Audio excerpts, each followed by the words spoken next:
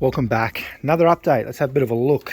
I've got a little special pairing over here we're going to have a look at very soon. You can see both the birds looking at us. I will show you that shortly, but we will go through, see how everyone else is doing. The loft is looking really nice and clean. I'm pretty happy with that. I actually might, well, I kind of just, the plan was just to do this kind of like a really deep clean and a bit of a paint once a year, but I might even look at doing this every 6 months because it's just made this look like a brand new loft. The perches look all brand new. I'm pretty happy with how that's turning out. But the birds are doing really well. I had these guys out for a fly again this afternoon. I flew them yesterday as well. The few that come back, like this cockbird and his sister, they doing pretty well. They didn't really want to fly too much yesterday because they're still resting, but they both wanted to fly today, so that was really good. So they've had a really good rest from their pretty epic mission. I was thinking, I'm just still thinking about it. You can put some comments down below, let me know what you think. Do you think that we should buy some more of the rings for next year, for the next race? But this year we'll be extremely more prepared than what we are this year, because it was my first year and haven't really raced pigeons before. So this year I've learned a lot. So let me know, do you think we should buy some more rings for next year and just really prepare those birds that have those rings on it? Maybe try and keep them out of the race as much as possible, but just sort of focus on that race and see if we can do better next year and try and get some birds home on that day. Just let me know anyway. I was just thinking about this afternoon. I thought, oh, maybe we should try it, but and just, yeah, better prepare for things. And we can have a little bit of a look over here. He's the little lone star over here. He's doing pretty well, eating by himself, everything. I thought he was going to be a little bit more lonely, but he's quite happy. He's very content over here, and he's just a little character, this one. So it's good to see. After losing our special hen, it's good to see that we've got another character in the loft as well. So yeah, this one's actually a sibling to that little special hen, so those traits are carried over pretty well. So he's a little funny one, this one. He's starting to settle in pretty well. He is flying up to these perches by himself, and what we'll do is probably on the weekend now is, it's only a few days away, probably just start getting him in the training box as well, because the young birds this year I'm going to get onto them really, really early. Because we moved houses and stuff last year, it was a bit of a muck around, but we're breeding early. I've got all my new rings, so we'll start putting the blue ones on there now, and we'll just start getting onto them, getting them out, and just really getting around the loft a bit better. But it's good to see. He's actually a beautiful little bird, this one. I'll have a closer look at him another day, but he's just a little ball of muscle, aren't you? Hey? Who are you trying to, look, you're trying to sneak in there, get out. Little cheeky ones. So yeah, I am I'm 50-50 about getting more rings, but we'll see. I don't know, I really want to have a comeback, at least try. So I'll go across here, check out the few little bits and pieces going on over here, and then we'll go and check up on our special pair that we're trying to pair together. So Patchy just chilling up there. He's actually maturing. Since I've got him, he's got huge. He was reasonably small when I got him, medium size, but now he's just a big, chunky Veenstra. So it's going to be interesting to see what we can do with him once we get some hens ready. And he's not ready to breed yet, so he's very, very close. Give him a few more weeks.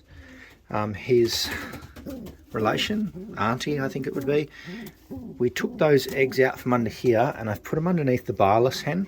I'm not doing too much floating this year, but I do want to try shock with a different hen, but the hens I want to use are a little bit young, so I need to give him a couple more weeks and then we'll try. So it'll pretty much enough time to hatch those eggs and then pump out some that round of babies. But she will lay again. She's actually a bit bigger than that cockbird, but she's one tank of a pigeon. She very muscly and strong, which goes in hand with my birds as well. Those eggs are doing pretty well, and so is that little best hen up there. The only other update on this side is one of these little hens has laid both her eggs, so that's really, really good. She's paired up with this little cockbird down here, which is a son of Leo, but we used a different hen this time, and I'm pretty impressed with them. yeah, so the little special hen we had, that's her brother as well. So yeah, just mixing it up a little bit this year, trying a few different combinations before we do decide to, you know, move a few pigeons on. So we're giving them all their last sort of little bit of hope. No eggs in there yet, guys. Come on, you're getting very close. There's our little mini Leo here.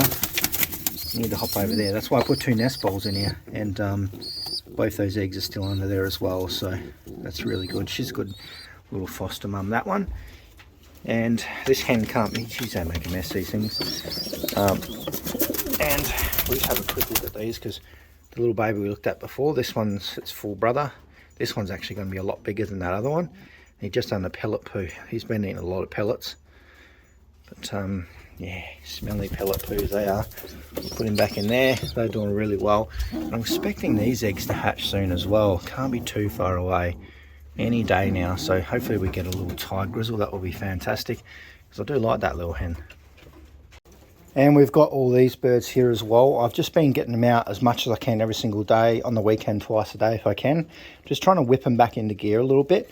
So I wouldn't mind doing a few short tosses with them, just to sort of get a few in the routine, because there is a few here, like these yellow ring ones, that haven't been tossed before, and they're sort of getting to that age. So I'd like to get them out to maybe 5-10 kilometers before the weather gets too hot, just to give them a bit of education, which it shouldn't be too bad, because once that weather gets hot, there's no tossing at all. Hey buddy. So just, you know, a few little things. Even though we stopped racing for the year, I really want to get some education into these ones, ready for the start of next season, so they're a little bit more educated. And we'll have a look at this pair as well. So what we've done, I've actually just pushed this piece of mesh in here and screwed it in there. I'm not cutting it off for now, it's only temporary, and I didn't want to wreck this good piece of mesh I got, because it's not cheap. So what I've done is I've brought over the big blue bar Vanderbilt cock. He still is paired up with Little Storm. So what I've done is, just to move it along a bit, is just put that wire in there so he can't get in there and abuse her, but they can sort of get to know each other, because I want to pair him up. He's actually 2 very good strains of Vanderbilt, and he has produced quite a few good little babies for us. He's the father of the special hen as well, so I'm going to give him his last shot. You know, he is down from gold dust, and he's a really nice cockbird, but he's just way too dominant and aggressive. And if I leave him in with the rest of the birds, he's just going to smash all the eggs. But he's got a really nice eye on him. Let's see if we can zoom in on that. Not overly the best, but yeah, I want to give him one more shot. So I thought I would pair him up with a granddaughter of Leon Storm, which is a daughter of the red checker cock we got. So this little hen, we've clocked her sister a few times. Sister's got second, and I think her brother got second as well, club, and probably in the top third in the federation. So she come back from the race on the weekend. She's been out to 515 kilometers. She was a little bit slow, but that's, you know, I've got a long way to go. Got a lot of training, got to learn the training and feeding, but she's done pretty well considering my experience. So I'm going to pair her up with him, which is a mix of some of the best Vanderbilt lines in Australia. So both of them have done well for us. So it's going to be interesting to see how she goes with him. Produce some really nice babies, I think, with that sort of gold dust and a bit of that Hawa line into this little hen over here. So we'll see how we go, because she's a beautiful little hen, and she's very consistent. She was pretty much in the first few birds home every single race. And yeah, we'll see how we go. We'll give them some time together, and hopefully over the next week or two we might be able to pair them up, and I may leave them in here or I may move them into there, but for now I want them to get to know each other and pair up, so that when we put them somewhere, it's going to be smooth sailing, hopefully. So stay tuned.